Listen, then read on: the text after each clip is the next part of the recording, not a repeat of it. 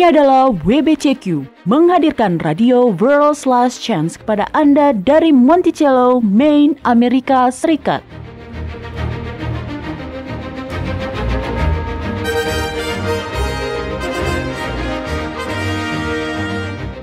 Kejahatan brutal, kerusuhan politik, ketidakstabilan keuangan, semuanya mengarah pada sebuah krisis yang akan datang, krisis yang belum pernah terjadi sebelumnya. Tetaplah bersama Radio World's Last Chance untuk belajar cara Anda dapat bersiap secara rohani menghadapi apa yang berada di depan. Radio WLC mempersiapkan orang untuk menyambut Sang Juru Selamat yang segera kembali. Halo, selamat bergabung kembali di Radio WLC yang akan menghadirkan pesan-pesan baru dari dalam kitab suci setiap hari bersama saya Mario Nugraha selaku pembawa acara Anda. Dan telah bergabung di sini bersama saya Doni Alexander. Ya, halo Mario, hai pendengar semua. Terima kasih Anda bergabung bersama kami kembali hari ini. Nah, bila Anda pernah bergabung dengan program-program kami sebelumnya, maka tentunya Anda tahu apa yang selalu kami jelaskan di setiap awal program, yaitu di Radio WLC kami selalu menggunakan nama pribadi Sang Pencipta, yaitu Yahwa atau biasa disingkat Ya. Nama sang anak adalah Yahuswa.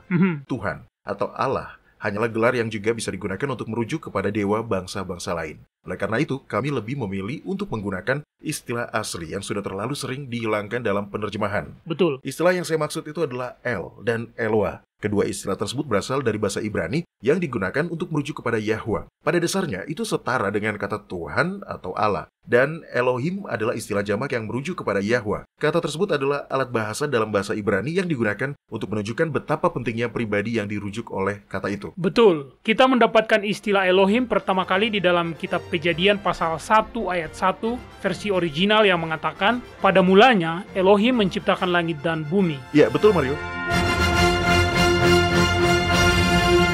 Nah, para pendengar sekalian, pada program hari ini, Doni akan menjelaskan mengenai salah satu tipu daya setan yang paling sukses. Ya. Tipu daya itu adalah salah satu tipu daya yang harus kita ketahui karena itu akan membuat orang-orang menjadi percaya pada sebuah kebohongan. Sebuah kebohongan yang jika dipercayai, maka akan memberikan konsekuensi yang abadi. Dan bayangkan betapa buruknya itu bila kita menjadi tersesat hanya karena mempercayai satu kebohongan. Nah, Doni, silakan mulai pembahasan kita pada hari ini. Ya, terima kasih Mario. Baiklah, ada sebuah himne yang berjudul Kita Memiliki Harapan. Nah, dari ribuan himne dan nyanyian Injil yang ada, himne ini adalah salah satu himne yang bisa merangkum harapan semua orang Kristen.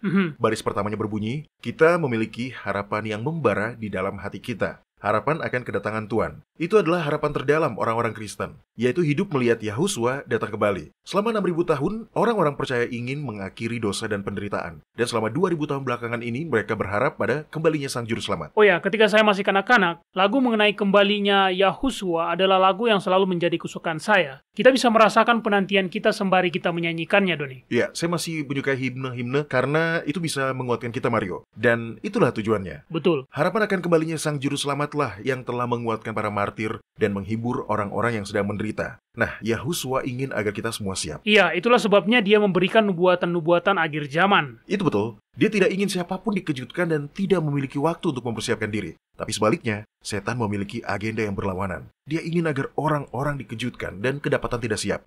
Dia tahu bahwa ketika Yahuswa kembali, maka semuanya akan berakhir. Tidak akan ada lagi kesempatan yang diberikan untuk bertobat. Jadi, tujuan utamanya dalam tipu daya terakhirnya adalah membuat orang-orang tidak tahu akan posisi mereka di dalam alur sejarah. Dia ingin orang-orang dikejutkan. Benar. Nah, ada satu ajaran khusus yang dimainkan dalam agendanya itu. Karena bila orang-orang percaya pada ajaran salah itu, maka mereka akan dikejutkan dan tidak sempat untuk menyiapkan diri.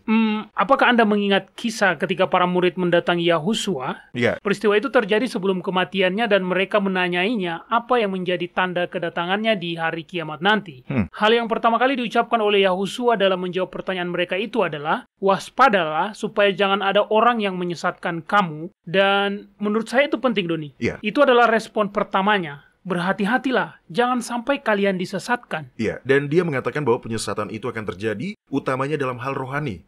Nah, mari bacakan ayat itu sejenak dalam kitab Matius pasal 24 ayat 3 hingga 5.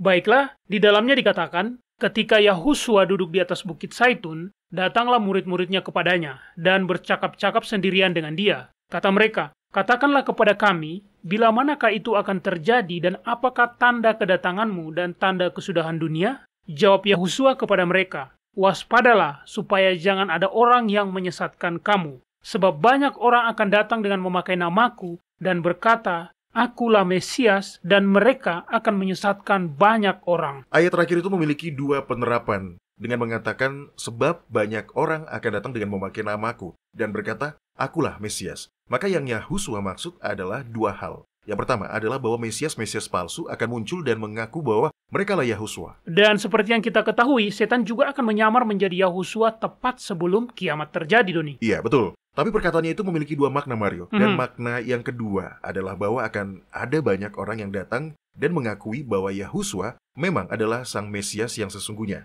Bahwa mereka telah dikirim olehnya untuk menyebarkan kebenaran, namun pada akhirnya mereka akan menyesatkan banyak orang. Betul. Tapi penerapan kedua yang Anda katakan tadi adalah hal yang ingin saya bahas hari ini, Doni. Oke. Salah satu kebohongan terhebat setan adalah bahwa para pendosa akan diberikan kesempatan kedua setelah Yahusua kembali. Secara teknis, menurut saya itu adalah kesempatan ketiga. Karena kehidupan kita ini adalah kesempatan kedua. Kematian Yahusua memberikan kita masa pencobaan agar kita bisa memilih sendiri siapa yang akan kita patuhi. Kita semua tidak harus menjadi sesat hanya karena Adam terjatuh. Ngomong-ngomong, Doni, apa yang bisa Anda jelaskan mengenai pengangkatan? Baiklah, pertama-tama mari kita definisikan terlebih dahulu apa yang kita bicarakan ya. Anda benar, ini adalah kesalahpahaman yang sangat populer. Jadi harus kita akui, gambaran yang ada di dalam Alkitab mengenai masa kesesakan dan hari kiamat adalah hal yang menakutkan. Ya, sangat menakutkan. Ya, orang akan mati ketakutan dan mata mereka akan melotot. Karena kita akan menghadapi masa-masa yang sangat berbahaya dan menakutkan. Ajaran mengenai pengangkatan mengajarkan bahwa Yahusua akan kembali dengan diam-diam dan mengangkat orang-orang percaya sebelum masa kesesakan. Orang-orang yang mempercayai ajaran tersebut percaya bahwa dengan adanya pengangkatan rahasia, maka akan ada periode waktu selama 7 tahun yang mereka sebut masa kesengsaraan besar. Ya, saya pernah mendengar mereka juga percaya bahwa selama periode waktu 7 tahun tersebutlah para antikristus akan menguasai bumi, Doni. Ya, itu betul. Masalahnya adalah, itu adalah hal yang berbahaya untuk dipercayai. Bukan hanya karena itu tidak disebutkan di dalam kitab suci ya, tapi karena itu juga membuat orang-orang berasumsi bahwa mereka memiliki lebih banyak waktu di mana mereka bisa mendapatkan penyelamatan dibanding yang sebenarnya. Bagaimana bisa, Doni? Karena bila Anda luput dari pengangkatan rahasia, maka Anda masih memiliki waktu 7 tahun selama masa kesengsaraan besar untuk bertobat dan mengubah jalan hidup Anda. Jadi, ketimbang menyelidiki hati mereka dengan tekun dan bertobat atas segala dosa yang telah mereka perbuat, mereka malah merasa puas dan merasa aman karena mereka mengira bila mereka tidak bertobat kepada Yahwa tepat ketika pengangkatan rahasia terjadi, maka mereka masih akan bisa bertobat setelahnya. Jadi pada dasarnya itu seperti sebuah alat untuk menentukan waktu, kan? Ya. Maksud saya Anda tidak akan mampu untuk menyembunyikan hilangnya ribuan orang di seluruh dunia. Dan bila setelah orang-orang percaya tersebut menghilang, maka para antikristus akan berkuasa. Maka pada saat itu, bila Anda mempercayai ajaran ini ya, Anda akan tahu bahwa Anda masih memiliki waktu sebanyak 7 tahun untuk bertobat. Itulah yang setan inginkan untuk dipercayai oleh orang-orang karena dia tahu bahwa begitu Yahusua datang nanti, maka semuanya akan berakhir. Tidak akan ada kesempatan ketiga. Pada saat ini, kita masih hidup karena kita masih diberikan kesempatan kedua. Betul. Nah, para pendengar sekalian di Radio WLC, kami percaya bahwa saat ini adalah masa pencobaan kita. Tapi berdasarkan kitab suci, kesempatan kedua ini atau masa pencobaan ini akan berakhir sebelum Yahusua datang kembali. Di kitab mana itu disebutkan, Doni? Dalam kitab Wahyu pasal 22. Nah, Mario tolong buka dan silakan dibacakan di ayat 11 dan 12.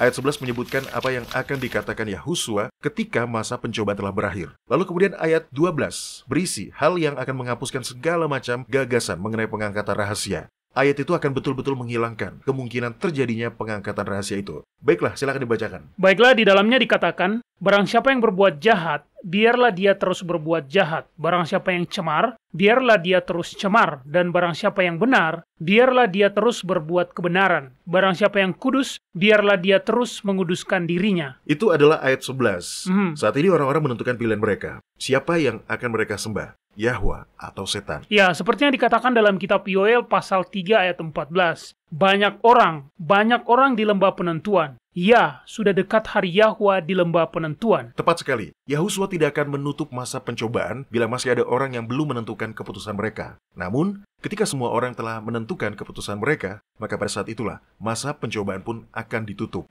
Tidak ada lagi jalan untuk berubah pikiran bila semua orang telah menentukan keputusan akhir mereka. Tidak penting seberapa banyak waktu lagi yang diberikan. Orang-orang yang memilih Yahwa sebelum masa pencobaan ditutup, maka apapun yang akan terjadi, mereka akan tetap beriman. Dan sebaliknya, orang-orang yang telah meninggalkannya dan tidak memilihnya sebelum masa pencobaan ditutup, maka mereka tidak akan pernah bisa bertobat dari keputusan yang telah mereka buat. Tidak peduli seberapa banyak waktu yang diberikan kepada mereka. Setelah masa pencobaan ditutup, maka tidak ada lagi jalan untuk merubah pikiran atau posisi. Nah, sekarang bacakan ayat 12, itu adalah ayat yang kuat. Baiklah, di ayat 12 dikatakan, "Sesungguhnya aku datang segera dan aku membawa upahku untuk membalaskan kepada setiap orang menurut perbuatannya." Nah, Yahusua akan kembali dan apa yang akan dibawakannya? Upahnya. Untuk membalaskan kepada setiap orang menurut perbuatannya. Betul. Nah, semua orang akan diberi upah ketika Yahusua datang.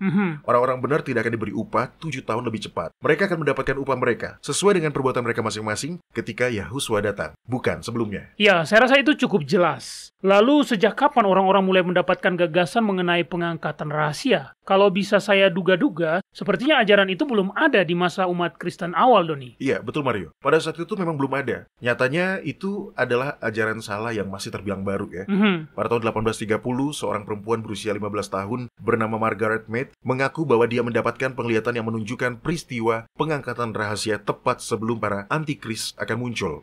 Nah, di tahun yang sama, pastornya yang bernama Edward Irving menghadiri beberapa konferensi mengenai nubuatan di Dublin, Irlandia, dan mempromosikan gagasan tersebut di sana. Oh, itu masih terbilang baru ya? Ya. Maksud saya, biasanya ketika kita membicarakan soal ajaran, maka ajaran yang kita maksud itu baru eksis kurang dari 200 tahun yang lalu. Iya, di konferensi yang membahas soal nubuatan tersebut juga hadir seorang pelayan dari perwakilan gereja Irlandia bernama John Nelson Darby. Dia mendengar kabar mengenai penglihatan Margaret MacDonald pada pertemuan itu. Lalu setelahnya dia melakukan perjalanan jauh ke Port Glasgow di Skotlandia untuk berbicara secara langsung dengan Margaret. Dia kemudian berkunjung ke Amerika Serikat dan membawa ajaran salah tersebut bersamanya. Tulisan Darby mengenai pengangkatan rahasia dipengaruhi oleh seseorang yang bernama Cyrus Scofield. Apakah Scofield yang Anda maksud itu adalah orang yang menulis catatan berjudul Scofield Reference Bible? Ya, dialah orangnya. Pada tahun 1930, jutaan kopi dari Scofield Reference Bible telah dicetak. Jadi pada abad ke-20, ajaran ini telah masuk ke dalam denominasi-denominasi, sekolah-sekolah Alkitab, dan seminari-seminari di Amerika. Tapi Anda bisa melihat bahwa ajaran tersebut belum cukup tua. Umat Kristen zaman para rasul, bahkan umat Kristen setelah zaman tersebut yang digerogoti oleh paham penyembah berhala, tidak pernah mempercayai ajaran ini. Ini bukanlah ajaran yang pernah mereka dengar, apalagi dipercayai. Benar. Bila memang ajaran ini sepenting itu, maka Yahusua sendiri pasti akan mengajarkannya. Baiklah, saya akan mempause Anda sejenak. Oh, ya. Jadi Anda menganggap saya seperti semacam rekaman suara, begitu? Tidak, maafkan saya. Okay. Tapi tunggu sejenak. Saya ingin mengatakan bahwa orang-orang yang percaya akan pengangkatan rahasia memang percaya bahwa Yahusua pernah mengajarkan hal itu. Tadi kita mengutip kitab Matius pasal 24. Nah, di pasal tersebut, Yahusua juga membicarakan sesuatu yang oleh mereka kemudian dijadikan landasan ajaran tersebut. Tunggu sebentar, akan saya carikan ayatnya. Baiklah, ini dia. Kitab Matius pasal 24 ayat 40 hingga 42. Di dalamnya dikatakan, pada waktu itu, kalau ada 2 orang di ladang, yang seorang akan di bawah dan yang lain akan ditinggalkan. Kalau ada 2 perempuan sedang memutar batu kilangan, yang seorang akan di bawah dan yang lain akan ditinggalkan. Karena itu, berjaga-jagalah, sebab kamu tidak tahu pada hari mana Tuanmu datang. Ya, Anda benar. Inilah yang orang-orang jadikan sebagai landasan dari ajaran mengenai pengangkatan rahasia itu.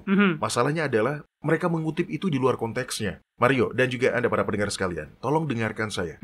Kita tidak boleh mencomot satu ayat lalu mengambil ayat yang lainnya dan menggunakan ayat-ayat tersebut di luar konteksnya untuk membangun sebuah struktur kepercayaan. Baiklah, bila ayat-ayat tadi itu memang tidak membahas mengenai pengangkatan rahasia, lalu apa yang dibahas di dalamnya, Doni? Kita tidak bisa menggunakan ayat-ayat tersebut sebagai landasan utama dari ajaran mengenai pengangkatan rahasia yang akan terjadi sebelum masa kesengsaraan. Ayat-ayat tersebut hanyalah menyimpulkan pernyataan dalam gambaran yang Yahusua gunakan. Pada dasarnya di ayat-ayat tersebut Yahusua menjelaskan bahwa pada akhirnya akan ada 2 golongan orang, yaitu orang-orang yang akan diselamatkan dan orang-orang yang tidak akan diselamatkan. Dia mengatakan bahwa itu akan sama seperti masa sebelum peristiwa air bah terjadi. Masa ketika pilihan orang-orang sendiri akan menentukan apakah mereka akan diselamatkan atau tidak. Baik, terima kasih atas penjelasan Anda, Doni. Nah, para pendengar sekalian, kita akan rehat sejenak. Dan bila kita kembali nanti, saya ingin melanjutkan pembahasan kita lebih jauh lagi. Jadi, jangan kemana-mana, kami segera kembali.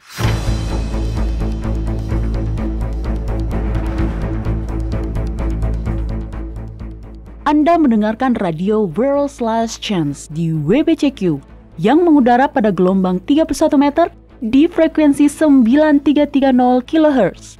Radio World's Last Chance mempersiapkan orang untuk menyambut Sang Juru Selamat yang segera kembali.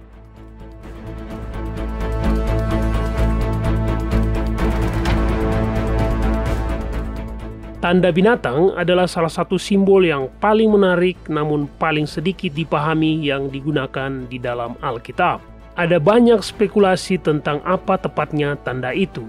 Beberapa orang mengatakan itu adalah chip mikro yang tertanam, dan yang lainnya berkata bahwa itu adalah nomor KTP nasional. Sangat penting untuk memahami apa yang merupakan tanda binatang itu dan bagaimana menghindari menerimanya, karena semua orang yang mendapatkannya akan menerima hukuman ilahi, yaitu kematian kekal. Kunjungi worldslastchance.com untuk mempelajari apa sebenarnya tanda binatang itu dan apa yang dapat Anda lakukan untuk menghindarinya. Ini adalah salah satu topik yang tidak boleh Anda lewatkan. World's Last Chance telah membuat lebih dari 1.500 video dokumenter dalam lebih dari 30 bahasa. Kunjungi situs kami di worldslastchance.com atau nonton videonya pada channel WLC di YouTube. Video-video dokumenter baru tentang berbagai topik penting terus dirilis sepanjang waktu. Mulailah menontonnya dan pelajarilah kebenaran selama Anda masih memiliki kesempatan di worldslastchance.com.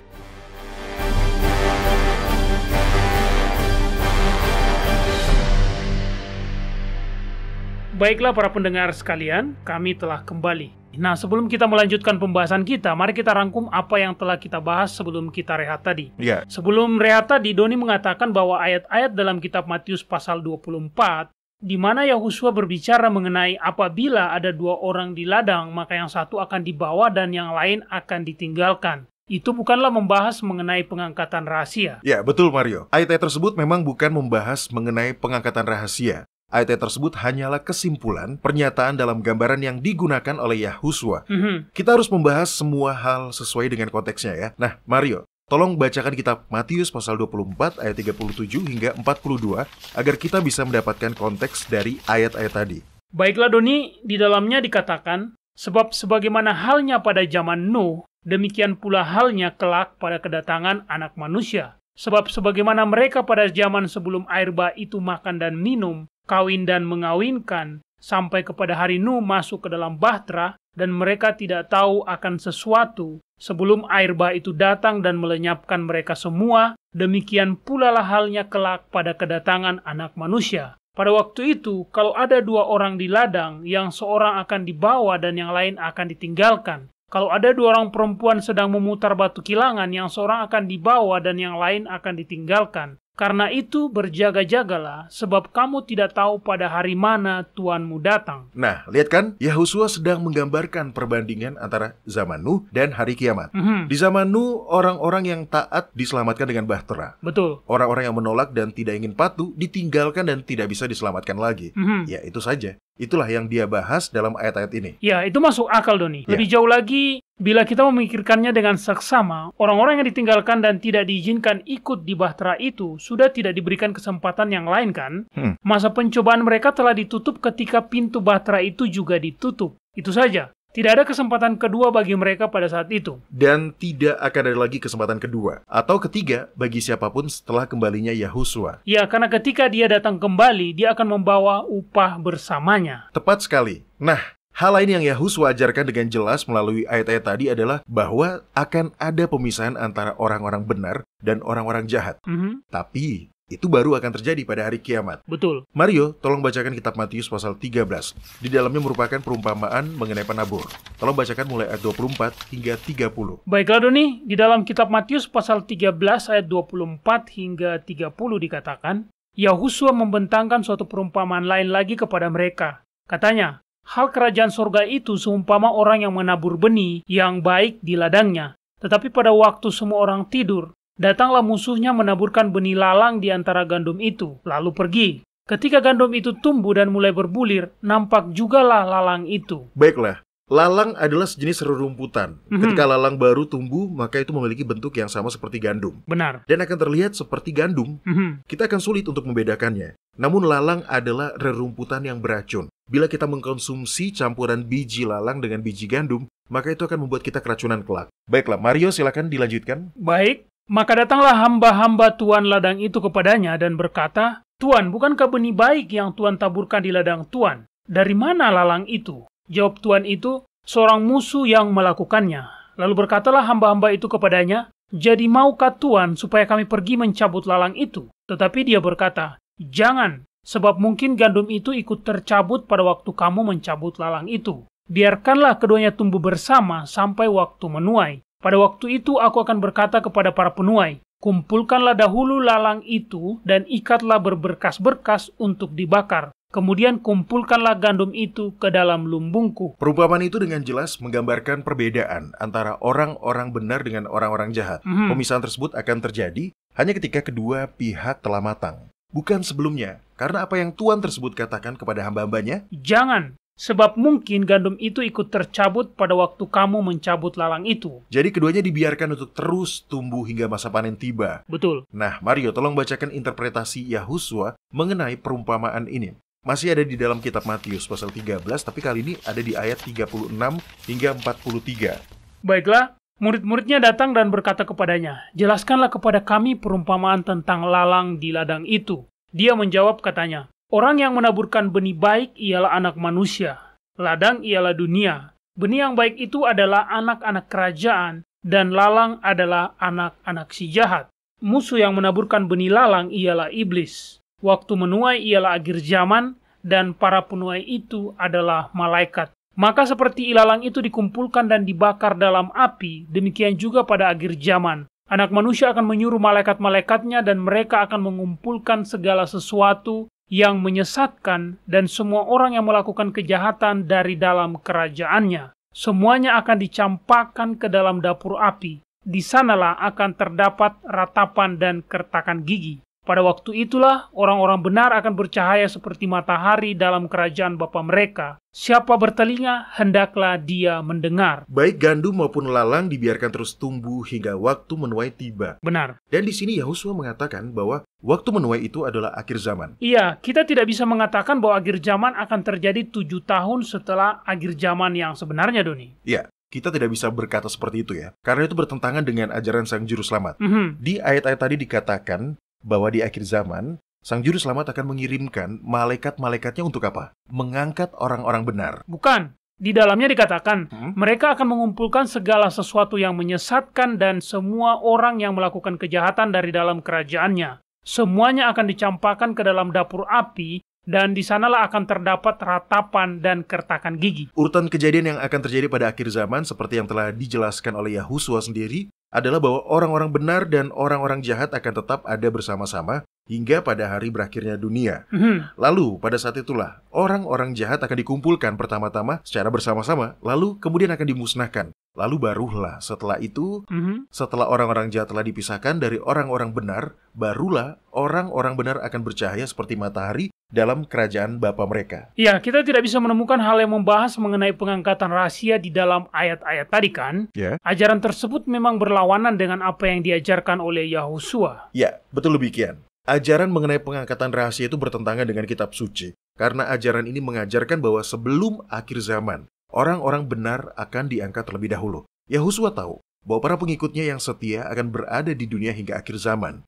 Tidak akan ada penyelamatan rahasia yang akan menyelamatkan mereka sebelum masa kesesakan besar. Itulah sebabnya dia memberikan janji yang terus dia ulangi bahwa dia tidak akan pernah meninggalkan atau mengabaikan kita. Ya, salah satu ayat pertama yang bisa saya hafalkan ketika saya masih anak-anak adalah kata-kata terakhirnya sebelum dia diangkat ke surga. Itu ada dalam kitab Matius pasal 28 ayat 20. Dia berkata, "Dan ketahuilah, aku menyertai kamu senantiasa sampai kepada akhir zaman." Ya, itu adalah janji yang sungguh menenteramkan hati, karena jika Sang Juru Selamat akan selalu menyertai kita, maka kita bahkan tidak perlu diangkat keluar dari neraka penderitaan itu sendiri. Poin lain mengenai ajaran pengangkatan rahasia adalah itu berlawanan dengan kitab suci. Karena itu mengajarkan bahwa setelah orang-orang benar diselamatkan, barulah para antikristus akan muncul. Oh ya, itu betul-betul berlawanan dengan Alkitab. Kitab suci mengajarkan kita bahwa Yahusua baru akan kembali pada umatnya yang setia menanti kedatangannya setelah para antikristus itu muncul. Lalu barulah setelah itu orang-orang benar akan diangkat bersama ke awan-awan. Nah, ini adalah poin yang penting. Mari kita bacakan, Mario. Oke. Tolong buka juga dan bacakan kitab 2 Tesalonika pasal 2 dan mulai bacakan pada ayat 1. Baiklah, tentang kedatangan Tuhan kita Yahusua dan terhimpunnya kita dengan Dia, kami minta kepadamu saudara-saudara, supaya kamu jangan lekas bingung dan gelisah, baik oleh ilham roh maupun oleh pemberitaan atau surat yang dikatakan dari kami, seolah-olah hari Tuhan telah tiba. Di sini Paulus akan berkata, belum waktunya. Masih ada beberapa hal yang harus terjadi terlebih dahulu. Ya, janganlah kamu memberi dirimu disesatkan orang dengan cara yang bagaimanapun juga. Sebab sebelum hari itu haruslah datang dahulu murtad dan haruslah dinyatakan dahulu manusia durhaka yang harus binasa, yaitu lawan yang meninggikan diri di atas segala yang disebut atau yang disembah sebagai Yahwa. Bahkan dia duduk di bait suci Yahwa dan mau menyatakan diri sebagai Yahwa. Tidakkah kamu ingat bahwa hal itu telah kerap kali kukatakan kepadamu ketika aku masih bersama-sama dengan kamu? Dan sekarang kamu tahu apa yang menahan dia, sehingga dia baru akan menyatakan diri pada waktu yang telah ditentukan baginya. Karena secara rahasia kedurhakaan telah mulai bekerja, tetapi sekarang masih ada yang menahan.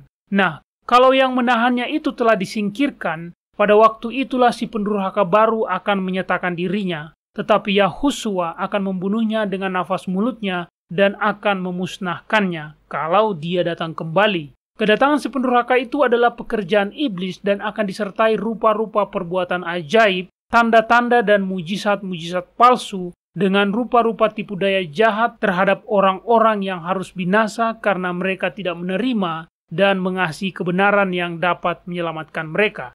Dan itulah sebabnya Yahwa mendatangkan kesesatan atas mereka yang menyebabkan mereka percaya akan dusta, supaya dihukum semua orang yang tidak percaya akan kebenaran dan yang suka kejahatan. Itu adalah kutipan ayat yang luar biasa, dan itu adalah salah satu dari bukti yang paling jelas untuk membantah ajaran pengangkatan rahasia.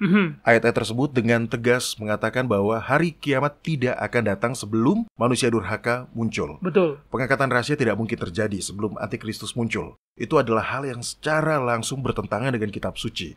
Nah, sekarang mari kita lihat kutipan ayat lainnya yang sering digunakan untuk membenarkan ajaran pengangkatan rahasia sebelum masa kesengsaraan. Ayat yang saya maksud ini berisikan janji yang indah. Dan itu bisa ditemukan dalam kitab Wahyu pasal 3 ayat 10 dan 11. Baiklah, kitab Wahyu pasal 3 ayat 10 dan 11.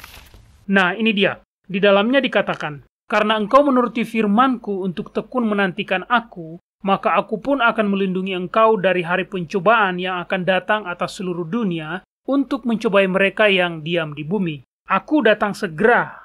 Peganglah apa yang ada padamu, supaya tidak seorang pun mengambil mahkotamu." Ayat ini tidak mengatakan bahwa orang-orang percaya kelak akan diambil dari bumi. Sebaliknya, ini adalah janji yang kuat bagi orang-orang benar. Baik bagi orang-orang yang diistirahatkan dalam kubur sembari menanti kedatangan Yahusua, ataupun bagi orang-orang yang masih akan tetap hidup hingga pada hari akhir. Iya, saya bisa melihat mengapa kedua ayat tersebut bisa digunakan untuk menyokong teori pengangkatan rahasia. Tapi sebenarnya, bila kita melihat dengan lebih seksama, maka kita bisa melihatnya sebagai ayat yang memberikan afirmasi bahwa memang Yahusua akan selalu berada bersama umatnya hingga hari akhir. Ada kutipan lainnya yang ingin saya bacakan, Doni. Tunggu sebentar, akan saya carikan ayatnya. Oke. Ayat ini berisikan perkataan Yahusua pada malam sebelum dia disalibkan. Dia berdoa untuk semua orang yang terus mempercayainya hingga akhir waktu. Nah, ini dia. Kitab Yohanes pasal 17 ayat 13 hingga 15. Di dalamnya dikatakan, "Tetapi sekarang aku datang kepadamu dan aku mengatakan semuanya ini, sementara aku masih ada di dalam dunia, supaya penuhlah sukacitaku di dalam diri mereka. Aku telah memberikan firman-Mu kepada mereka dan dunia membenci mereka, karena mereka bukan dari dunia, sama seperti aku bukan dari dunia. Aku tidak meminta supaya engkau mengambil mereka dari dunia, tetapi supaya engkau melindungi mereka daripada yang jahat." Itu dia. Justru orang-orang benar tidak akan diambil dari dunia hingga masa pencobaan telah ditutup. Benar. Hingga 7 tulah terakhir diturunkan setelah masa pencobaan ditutup. Dan itu adalah janji yang kuat. Betul. Kita tidak perlu diangkat dari dunia ini sebelum hari kiamat terjadi. Tidak perlu. Karena Sang Juru Selamat akan berjalan bersama dengan kita, menguatkan dan menopang kita sepanjang jalan. Betul sekali. Baiklah para pendengar sekalian, kita akan rehat sejenak. Ketika kami kembali nanti, kita akan memasuki segmen kotak surat harian kita, di mana kami akan menjawab pertanyaan-pertanyaan yang telah dikirimkan oleh para pendengar sekalian dimanapun berada. Jadi jangan kemana-mana, kami segera kembali.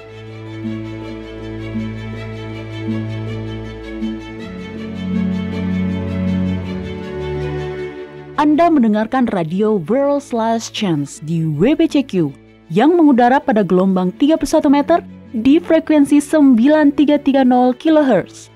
Radio World's Last Chance mempersiapkan orang untuk menyambut Sang Juru Selamat yang segera kembali.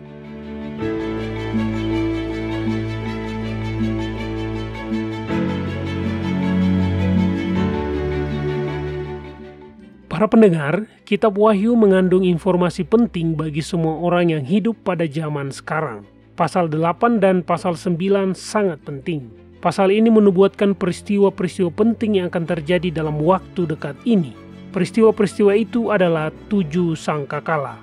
Ketika ke-7 sangkakala ini mulai ditiup, kita akan tahu bahwa kita hanya beberapa bulan lagi dari kedatangan kedua.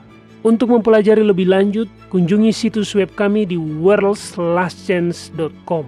Kami memiliki banyak artikel dan video yang mencakup setiap aspek dari topik yang paling penting ini. Sekali lagi, kunjungi website kami di worldslastchance.com. Kunjungilah website kami hari ini. Tidak lagi banyak waktu yang tersisa.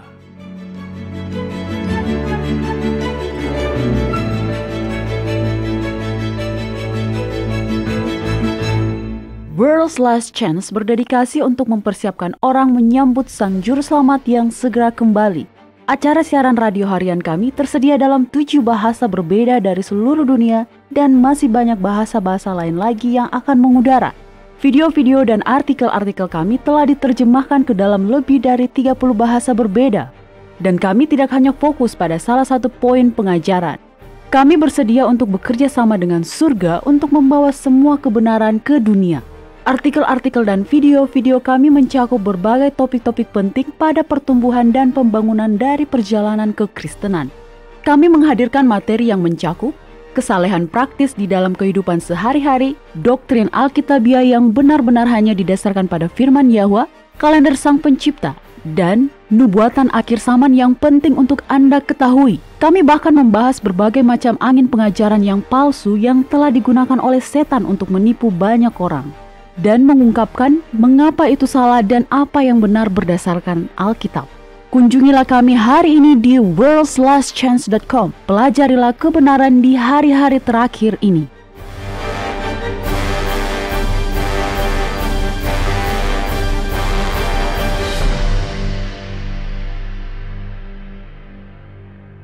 Baiklah para pendengar sekalian, terima kasih karena masih tetap setia bergabung dengan Radio WLC. Kali ini kita akan memasuki segmen kotak surat harian kita, di mana kami akan menjawab pertanyaan-pertanyaan yang telah dikirimkan oleh para pendengar Radio WLC di seluruh dunia. Nah, Doni, kali ini kita mendapatkan pertanyaan yang lucu dari Jelly Hendricks di kota New York, Amerika Serikat. Dia mengatakan, apakah yang dimaksud dengan hermeneutika? Saya tidak mengerti apa yang penting dengan hal tersebut. Apakah hermeneutika memang penting? Itu adalah pertanyaan yang hebat, Jelly, ya. Dan saya senang Anda menanyakannya. Saya sangat menyukai hermeneutika Alkitabiah. Itu adalah cara yang menyenangkan untuk mempelajari Alkitab.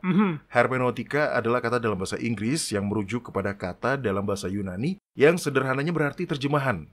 Ketika Anda mempelajari Alkitab dan Anda menerapkan hermeneutika Alkitabiah, maka pada dasarnya itu berarti bahwa Anda sedang menjelaskan istilah-istilah yang sulit atau yang tidak familiar. Itu juga bisa berarti bahwa Anda menerjemahkan kata atau frasa ke dalam bahasa yang lain. Hermeneutika sangat penting bila Anda mempelajari kutipan ayat yang sulit di dalam kitab suci, ya. Bila Anda memahami apa kata asal yang digunakan itu, maka Anda bisa mengungkap makna tersembunyi yang biasanya tidak didapatkan oleh orang yang sekedar membacanya saja. Beberapa kata-kata yang kelihatannya tidak jelas bisa mengungkap makna sebuah ayat sepenuhnya. Saya sangat menyukai hermeneutika karena itu bisa membuka mata kita. Saya penasaran, apakah Anda pernah mendapatkan sebuah kata yang salah diterjemahkan, Doni? Sebenarnya iya, ya terkadang memang kita akan mendapatkan sebuah kata yang salah diterjemahkan. Namun biasanya dengan memahami kata asalnya dengan baik, maka kita akan bisa mendapatkan gambaran yang lebih komplit mengenai apa yang ingin disampaikan oleh sang penulis tersebut. Bisakah Anda memberikan contoh dari hal tersebut? Tunggu sebentar ya. Oke. Saya tidak bisa langsung mengingat contoh kesalahan dalam penerjemahannya yang pernah saya dapatkan ya. Untungnya tidak ada banyak kasus yang seperti itu. Oh, saya sudah mengingat satu contoh. Oke, sebenarnya ini bukan merupakan kasus di mana terjemahannya sangat salah. Karena dengan menggunakan hermeneutika, kita bisa mendapatkan pemahaman yang lebih komplit dan mendalam. Mario, tolong bacakan kitab Wahyu, pasal 18 ayat 4. Sekali lagi, ini bukan kesalahan terjemahan yang parah ya. Hanya saja hasilnya seperti sebuah pandangan yang sempit terhadap pemikiran atau maksud penulisnya. Ketika kita menerjemahkan antar bahasa, maka dengan mudahnya kita bisa kehilangan suasana yang secara alami bisa dipahami oleh penutur bahasa aslinya. Betul. Baiklah, Mario, langsung dibacakan. Lalu aku mendengar suara lain dari sorga berkata, "Pergilah kamu, hai umatku, pergilah daripadanya supaya kamu jangan mengambil bagian dalam dosa-dosanya, dan supaya kamu jangan turut ditimpa malapetaka-malapetakanya." Kata yang diterjemahkan pergilah di sini berasal dari bahasa Inggris, come. Juga bisa berarti datanglah atau kemarilah. Namun kata come itu juga bisa berarti melarikan diri, pergi, meninggalkan, dan keluar. Nah, pilihan arti yang banyak itu bisa mengubah cara kita memahami ayat tersebut. Oh, tentu saja. Ketika saya masih kecil, saya sering mendengarkan ayat ini disebutkan dalam khotbah. Dan karena pada saat itu kami berada di dalam gereja, mendengarkan pendeta berbicara mengenai bagaimana gereja-gereja lainnya telah sesat, maka ketika di dalam ayat tersebut dikatakan, "Pergilah kamu hai umatku," itu seakan merupakan ajakan bagi semua gereja lainnya untuk pergi dan bergabung dengan gereja kami. Kamilah orang-orang benar yang tersisa. Mari bergabung dengan gereja kami. Kesannya seperti itu, Doni. Iya, betul. Itulah makna yang kita dapatkan bila kita menggunakan kata pergi. Pergilah dan bergabung bersama kami. Tapi bila kita menggantikannya dengan kata-kata lain, maka makna ayat itu akan berubah. Silakan coba, gantilah kata pergi itu dengan kata yang lain. Baiklah, keluarlah daripadanya, hai umatku. Atau juga bisa, tinggalkanlah dia, hai umatku. Bila kita mengganti kata pergi dengan kata lain, maka ayat tersebut akan terasa lebih mendesak ya. Benar. Tidak akan lebih terkesan seperti ajakan bagi orang-orang untuk bergabung bersama Anda. Sebaliknya, malah lebih terdengar seperti sebuah peringatan. Keluarlah daripadanya. Kita juga bisa menerjemahkannya dengan kata tinggalkanlah, yang sederhananya memberikan kesan untuk tidak lagi bergabung dengan gereja itu. Kita tidak meninggalkan Babel hanya agar kita bisa bergabung dengan organisasi keagamaan lainnya. Kita meninggalkan semua agama dan denominasi terorganisir. Kita sendirian, hanya ada Anda dan Yahwa. Dan itu penting, keluarlah sekarang. Iya, saya tidak tahu bagaimana dengan versi terjemahan Alkitab dalam bahasa-bahasa lainnya. Yang saya ketahui adalah, dalam Alkitab Jenewa tahun 1599, yaitu Alkitab yang digunakan oleh para reformator Protestan, dalam ayat tersebut digunakan kata keluarlah. Orang-orang Protestan pada saat itu tidak begitu tertarik untuk menggunakan versi King James. Mereka mencurigai terjemahan versi tersebut karena penerjemahannya ditugaskan oleh seorang raja yang menjadi penganut Katolik Roma. Sebenarnya tidak ada begitu banyak perbedaan dalam versi King James dengan Alkitab versi Jenewa.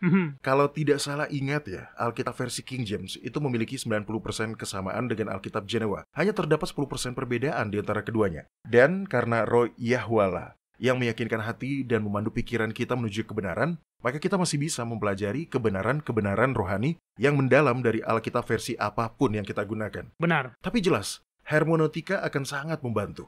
Kedengarannya seperti bahwa hermeneutika Alkitabiah yang baik adalah hermeneutika yang bisa membantu mengurangi kesalahpahaman mengenai ajaran Alkitab. Iya. Maksud saya, terkadang ajaran sebuah gereja bisa menyimpang karena mereka mengambil sebuah ayat di luar konteksnya dan membangun keseluruhan sistem kepercayaan hanya dari satu ayat itu.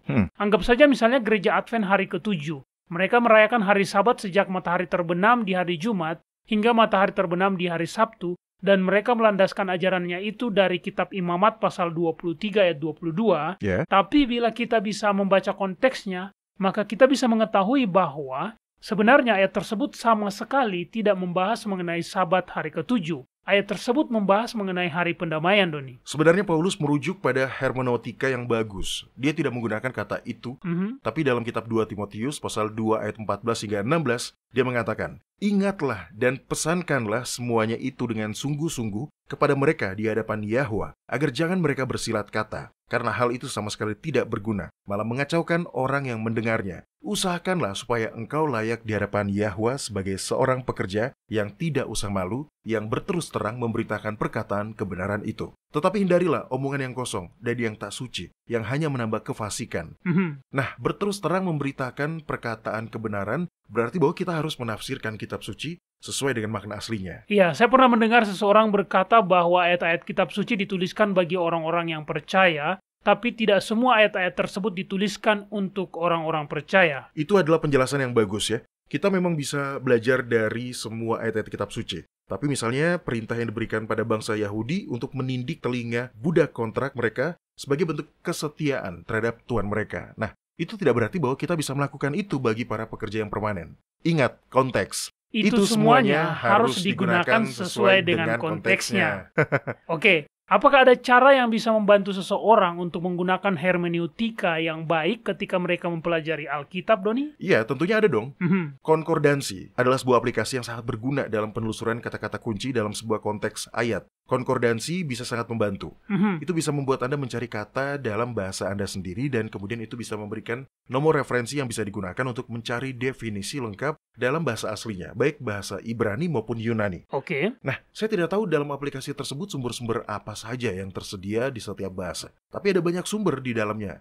Situs eSword.net adalah sumber yang hebat untuk orang-orang yang mampu berbahasa Inggris. Kita membutuhkan sedikit penelusuran untuk mengetahui sumber apa saja yang ada untuk bahasa yang kita inginkan. Baiklah Doni, terima kasih atas informasi yang Anda berikan. Ya. Nah, pertanyaan selanjutnya dikirimkan oleh Paul di kota Hamilton, Selandia Baru. Dia menulis, apakah Alkitab memberikan gambaran seperti apa wujud si iblis atau setan itu? Sebenarnya iya. Tapi pertama-tama gambaran tentang setan yang dibayangkan kebanyakan orang adalah bahwa setan itu memiliki kaki yang berkuku dua, bertanduk, dan memegang sebuah garpu besar. Itu tidak benar ya. Saya berteman dengan seorang penyembah berhala. Dia mengatakan bahwa umat Kristen awal mengkristenkan Eropa Utara dengan menggunakan penggambaran Tuhan orang Eropa yang bertanduk. Itu membuat orang-orang berbalik melawan kepercayaan mereka dengan cara memberitahukan bahwa Tuhan yang mereka sembah sebenarnya adalah setan. Itu adalah hal yang luar biasa, Doni. Iya, kedengarannya itu efektif ya dan juga masuk akal. Karena gambaran tersebut bahkan tidak sedikit pun sama dengan yang dikatakan di dalam Alkitab mengenai bagaimana wujud setan yang sebenarnya. Ingat, sebenarnya setan adalah sebuah gelar. Itu adalah gelar yang berarti musuh atau pendakwa. Nama pribadi setan adalah Lucifer.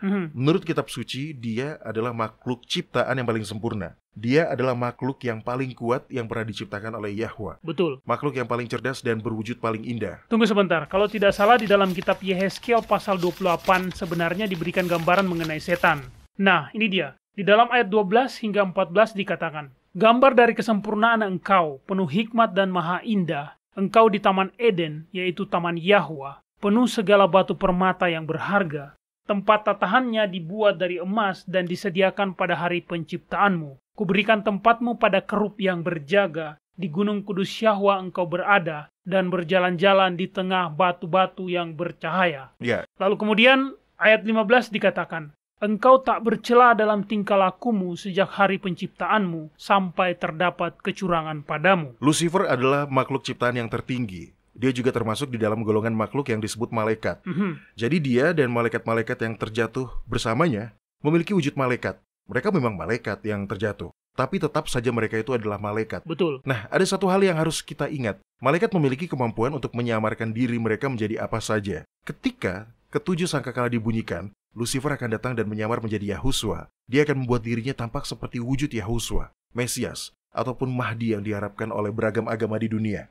Lucifer adalah malaikat yang jahat. Tapi sebagai makhluk ciptaan tertinggi, dia juga indah dan sangat kuat. Tapi para pendengar sekalian, dia adalah lawan yang telah dikalahkan. Jangan lupakan itu. Yahusua telah memenangkan peperangannya, jadi kita sudah tidak perlu takut terhadap iblis dan setan-setannya. Iya, betul. Itu sangat betul. Baiklah para pendengar sekalian, sekian waktu kita untuk segmen kotak surat harian kita pada hari ini. Tapi jangan lupa untuk terus mengirimkan pertanyaan-pertanyaan dan komentar-komentar Anda. Kunjungi situs kami di worldslastchance.com, pilih bahasa Indonesia dan klik hubungi kami.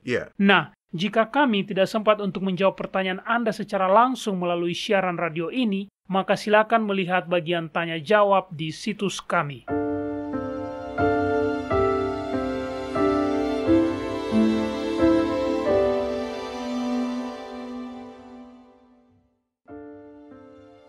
Anda menyukai apa yang Anda dengar? Kunjungi situs kami di worldslastchance.com untuk mendengarkan episode-episode lain dari program radio kami. Radio World's Last Chance mempersiapkan orang untuk menyambut Sang Juru Selamat yang segera kembali.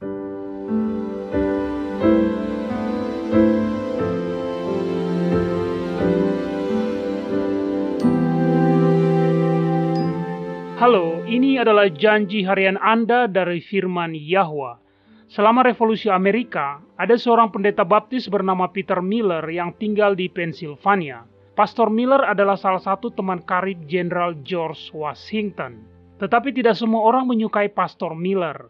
Seorang pria bernama Michael Whitman membenci Miller dan dia melakukan segala yang bisa dia lakukan untuk mempermalukan dan membuat Miller frustasi.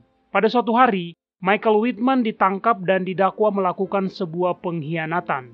Pada persidangannya, Whitman dinyatakan bersalah dan dihukum mati. Ketika pendeta Miller mendengar apa yang terjadi pada musuhnya tersebut, dan orang-orang tentunya akan maklum jika sampai dia merasa gembira atau setidaknya merasa lega ketika mengetahui bahwa pria itu tidak akan dapat lagi melecehkannya. Namun, bukan itu yang terjadi. Pastor Miller berjalan lebih dari 100 km untuk memohon keselamatan untuk sang pengkhianat tersebut. Jenderal Washington tentu tidak ingin mengecewakan sahabatnya, namun dia merasa bahwa kejahatan pengkhianatan itu sudah terlalu besar untuk dimaafkan. Jenderal Washington mengatakan kepada Pastor Miller bahwa dia menyesal, tetapi persahabatannya dengan Miller tidak cukup untuk menyelamatkan nyawa teman Miller, yaitu Michael Whitman. Sahabatku, seru Pastor Miller, dia bukan temanku, dia musuh terburukku. Ketika Jenderal Washington menyadari bahwa Pastor Miller telah berjalan lebih dari 100 km untuk menawarkan bantuan seperti itu kepada seorang musuh, dia memberikan pengampunan.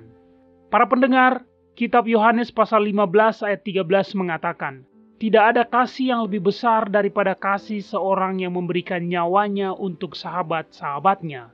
Itu adalah kasih terbesar yang bisa diberikan oleh manusia manapun. Namun, masih ada kasih yang jauh lebih besar lagi, dan itu adalah kasih ilahi. Kitab Roma pasal 5 menggambarkan kesempatan luar biasa yang tersedia bagi orang-orang yang percaya karena anugerah kasih tak terbatas yang tak terlukiskan ini. Di situ dikatakan, karena waktu kita masih lemah, Kristus telah mati untuk kita, orang-orang durhaka pada waktu yang ditentukan oleh Yahwa. Sebab tidak mudah seorang mau mati untuk orang yang benar, tetapi mungkin untuk orang yang baik ada orang yang berani mati. Akan tetapi Yahwa menunjukkan kasih-Nya kepada kita oleh karena Kristus telah mati untuk kita ketika kita masih berdosa. Lebih-lebih karena kita sekarang telah dibenarkan oleh darah-Nya, kita pasti akan diselamatkan dari murka Yahwa. Sebab jikalau kita, ketika kita masih seteru, diperdamaikan dengan Yahwa oleh kematian anaknya, lebih-lebih kita yang sekarang telah diperdamaikan, pasti akan diselamatkan oleh hidupnya. Dan bukan hanya itu saja, kita malah bermegah dalam Yahwa oleh Yahusua Tuhan kita, sebab oleh Dia kita telah menerima pendamaian itu. Para pendengar, seperti itulah hebatnya kasih Bapa bagi Anda.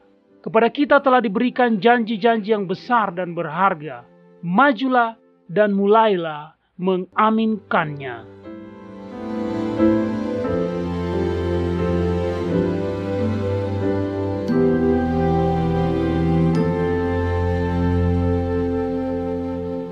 Banyak orang dewasa berharap mereka memiliki kesempatan untuk belajar agama selagi berada di universitas. Jika Anda berada di posisi yang sama, saat ini belum terlambat.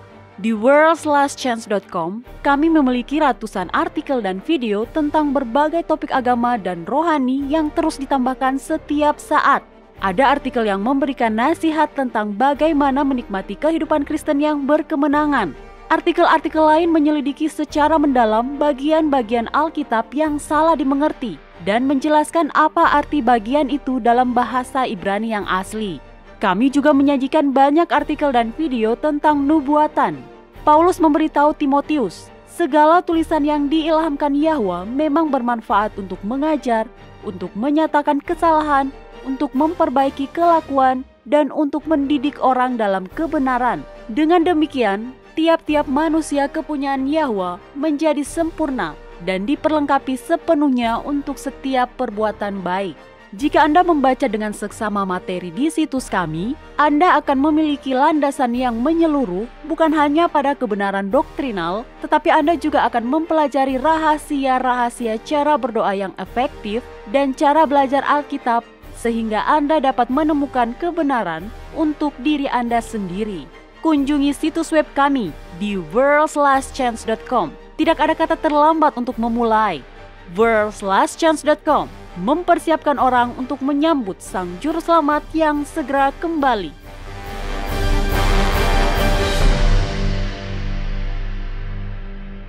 Baiklah para pendengar sekalian, terima kasih karena masih tetap bergabung di program Radio WLC hari ini, di mana kita membahas ajaran tentang pengangkatan rahasia. Nah, Doni, kebohongan dan tipu daya setan memang sangat luar biasa. Pada akhirnya semuanya itu dirancang untuk membuat kita tidak waspada dan tidak bersiap untuk menyambut kedatangan Yahusua. Anda betul, Mario. Pada akhirnya itulah tujuan setan di setiap ajaran salah yang dia sebarkan. Itulah sebabnya mengapa sangat penting bagi kita untuk mempelajari kitab suci demi diri kita sendiri.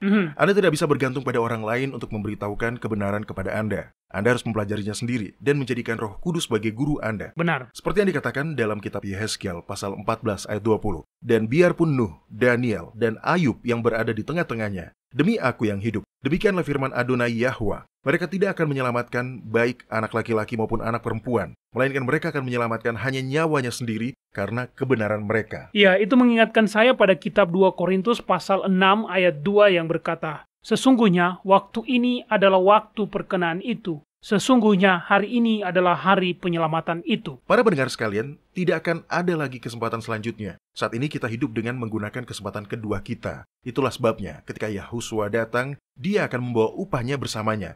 Seperti yang dikatakan Yosua kepada bangsa Israel, pilihlah pada hari ini kepada siapa kamu akan beribadah. Kita tidak bisa menundanya dan berpikir bahwa kita masih memiliki kesempatan lainnya untuk memilih dengan benar setelah sesuatu yang disebut pengangkatan rahasia terjadi. Kita harus mengenal Yahwa demi diri kita sendiri sekarang, agar tipu daya setan tidak berhasil kepada kita. Baiklah, nah Doni, menurut Anda, mengapa teori pengangkatan rahasia ini memiliki begitu banyak pengikut? Mengapa begitu banyak orang yang berpegang teguh pada ajaran yang salah ini? Sejujurnya, menurut saya ya, itu karena orang-orang tersebut ketakutan. Dan kalau ingin jujur, setelah membaca kitab Daniel dan kitab Wahyu, memang dicantumkan banyak peristiwa menakutkan yang menurut firman Yahwa akan terjadi antara masa ini dan hari kiamat. Kita sedang mengalami kelaparan dan kekeringan di seluruh dunia. Kurangnya pasokan air bersih untuk populasi bumi akan menyebabkan penyakit yang merajalela. Kita akan menghadapi gangguan jalur pengiriman barang. Lalu seakan semua itu belum cukup menyiksa, juga akan terjadi serangan iblis yang menyamar sebagai alien, seperti yang dikatakan dalam kitab Wahyu pasal 9, ketika sangkakala dibunyikan. Iya, dan pada waktu yang sama, setan juga akan menyamar sebagai Yahusua yang datang untuk kedua kalinya. Dan jangan lupa, juga akan ada orang-orang yang menjadi martir. Akan ada banyak martir di hari-hari mendatang. Jadi, ya, ketakutanlah yang menyebabkan orang-orang begitu meyakini ajaran pengangkatan rahasia. Anda akan merasa tenang bila Anda memikirkan bahwa Anda tidak perlu melewati masa kesengsaraan besar karena Anda akan diangkat keluar dari bumi sebelum itu terjadi. Tapi, Yahwa telah mengungkap bahwa bukan seperti itu yang akan terjadi. Dan semua orang yang berpegang teguh pada ajaran salah itu akan mengalami bahaya yang lebih besar lagi ketika kepercayaan mereka itu hancur saat melihat bahwa semuanya telah terjadi dan mereka belum juga diselamatkan. Baiklah, apakah Anda memiliki tips atau saran untuk orang-orang yang takut pada masa depan yang seperti itu, Doni? Tentu saja. Setelah penutupan masa pencobaan, tidak seorang pun umat Yahwa yang akan dibunuh. Akan ada banyak martir sebelum penutupan masa pencobaan. Tapi setelah semua orang telah memutuskan pilihan mereka, maka tidak ada perubahan lagi. Benar. Tidak akan ada lagi orang yang dapat diselamatkan melalui contoh kehidupan beriman yang diperlihatkan oleh umat Yahwa. Jadi, ketika Anda membaca semua gambaran mengenai kesengsaraan besar, maka sadarilah bahwa Anda akan selamat. Semua orang yang telah berserah diri sepenuhnya dan mempercayai Yahwa akan selamat saat melewati murka ilahi. Iya, orang yang duduk dalam lindungan yang maha tinggi akan bermalam dalam naungan yang maha kuasa. Kitab Mazmur pasal 91 ayat 1 itu betul. Para pendengar sekalian, pikirkanlah, nyawa orang-orang benar akan diselamatkan oleh kuasa ilahi. Kita tidak tahu bagaimana caranya, kita tidak perlu tahu.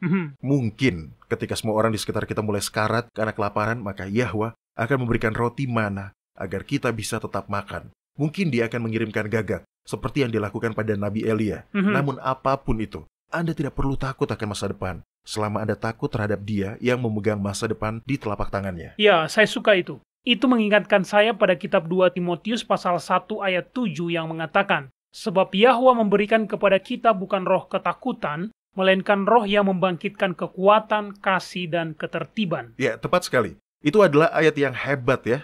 Ketika Anda mengenal Yahwa, seakan itu adalah hak istimewa bagi Anda. Maka Anda bisa menghadapi masa depan dengan penuh percaya diri, karena Anda tahu bahwa Dia memegang kendali sepenuhnya. Itulah sebabnya dalam kitab Wahyu pasal 21, para penakut juga ada di dalam daftar orang-orang yang tidak akan diselamatkan. Betul, saya selalu berpikir mengenai ayat tersebut. Tampaknya itu tidak adil. Mengapa seseorang tidak bisa terselamatkan hanya karena dia takut? Oke, begini Mario. Bagaimana kalau Anda bacakan saja ayatnya dalam kitab Wahyu pasal 21 ayat 8?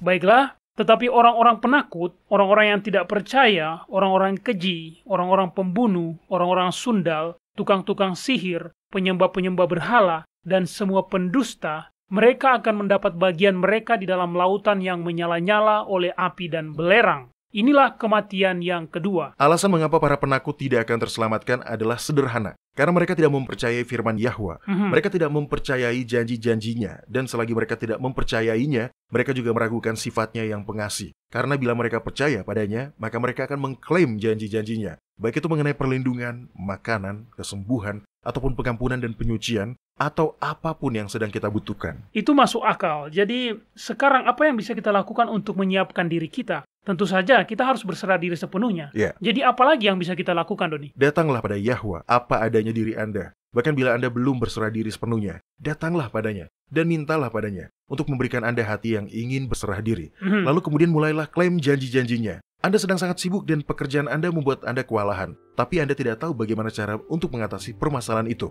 Klaimlah janji dalam kitab Yakobus pasal 1 ayat 5 yang mengatakan, tetapi apabila di antara kamu ada yang kekurangan hikmat, hendaklah dia memintakannya kepada Yahwa, yang memberikan kepada semua orang dengan murah hati dan dengan tidak membangkit-bangkit, maka hal itu akan diberikan kepadanya.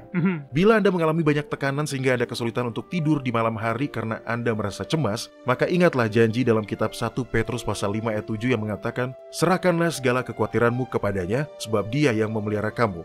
Apapun yang Anda butuhkan, kitab suci memiliki janji-janji bagi Anda. Betul. Biasakanlah untuk mulai mengklaim janji-janji tersebut. Dan ketika Anda melakukan itu, Anda akan mengenal Yahwa demi diri Anda sendiri. Maka setelah itu Anda akan memiliki kepercayaan diri untuk mengatakan seperti apa yang dikatakan Paulus dalam kitab 2 Timotius pasal 1 ayat 12, yaitu, karena aku tahu kepada siapa aku percaya, dan aku yakin bahwa Dia berkuasa memeliharakan apa yang telah dipercayakannya kepadaku hingga pada harinya. Amin. Dengan adanya Yahuswa di sisi kita, maka kita tidak membutuhkan pengangkatan rahasia. Yahuswa akan menyelamatkan kita.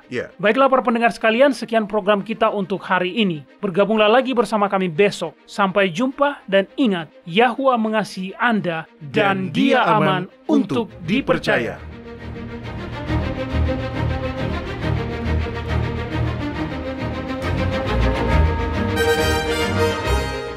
Anda baru saja mendengarkan Radio WLC. Program ini serta episode Radio WLC yang lain tersedia untuk Anda unduh di situs kami. Sangat baik untuk dibagikan pada para sahabat Anda yang mempelajari Alkitab. Ini juga sumber yang bagus bagi orang-orang yang beribadah kepada Yahwa sendirian atau di rumah. Jika Anda ingin mendengarkan program Radio WLC, kunjungi situs kami di worldslastchance.com. Klik ikon Radio WLC di bagian kanan atas beranda. Di sini Anda dapat mengunduh episode dalam bahasa pilihan Anda. Tersedia juga artikel dan video dalam berbagai bahasa. Bergabunglah bersama kami besok untuk menerima berbagai pesan kebenaran lain di WBCQ yang mengudara pada gelombang 31 meter di frekuensi 9330 kHz. Radio World/Chance mempersiapkan orang untuk menyambut Sang Juru Selamat yang segera kembali.